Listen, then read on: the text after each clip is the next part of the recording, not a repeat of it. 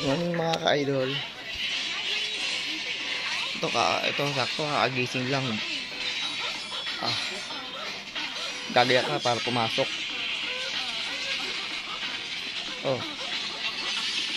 Ngayon, dito sa langisa namin, naka-ready na yung my friend, hello my friend. pagkain namin. May daing po, itlog saka sinangag. Nakakaalag kasi pagka puro manok saka baboy. Tama yung anak ko. Ayun Ayan po. Naglalaro sila agad ng paipinsan niya.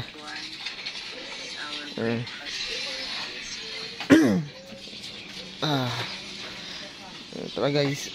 Ay, nako. Natutumba-tumba pa ako Nakatok-antok pa ako guys.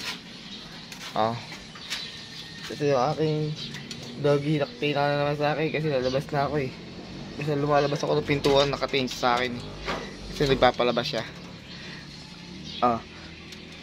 Hi ka. Hi. Tikit sa camera ni daddy. Tikit sa camera.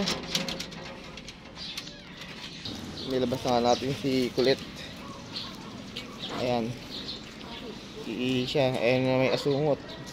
Si Asungot. Ay, nako. Ka-idol. Itong routine natin sa umaga.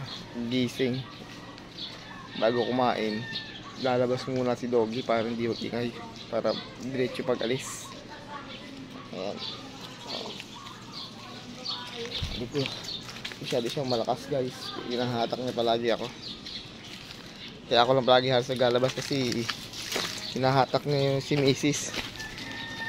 Saka yung aking baby, hindi nila kaya to. Masyado kasi siyang malakas. Laki kasi. Ayan na guys. Nahihirapan tuloy siya umihi kasi laging kasunod tong sungot na to Ay. Masyado siyang malikot. Ayun yung ating doggy.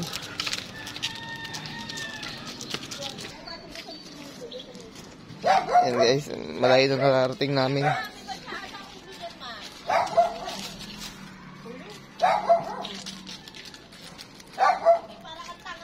Ayan, buti na lang umalis na yung asungot. Hindi na makita dun. Ayan, andito na kami sa gilid. Gusto niya dito sa may sagingan guys. Ayan na guys. After ilang minutong paglalakad na si Abdin ang baby Kulit namin. Ayun na. Kailangan na natin kumuha ng dustpan guys. Saka at matuluyan na siya.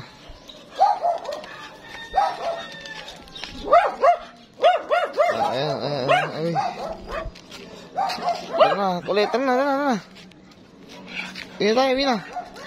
Ayan na. Pauwi na kami guys. At ako'y kuha ng dustpan para dakotin yung kanyang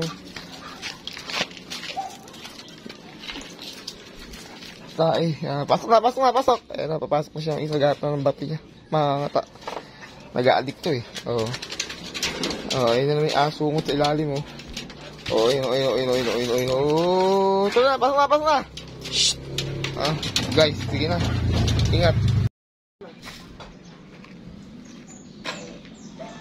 Mga ka-idol, dapat pagkatapos kumain ng aso natin, dakutin natin ng mga dumi nila at itapon sa tamang tapunan. Yeah, tain yun.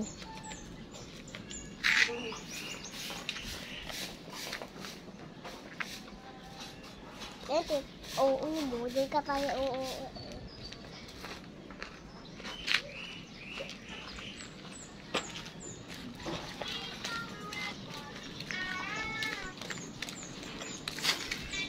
Yeah.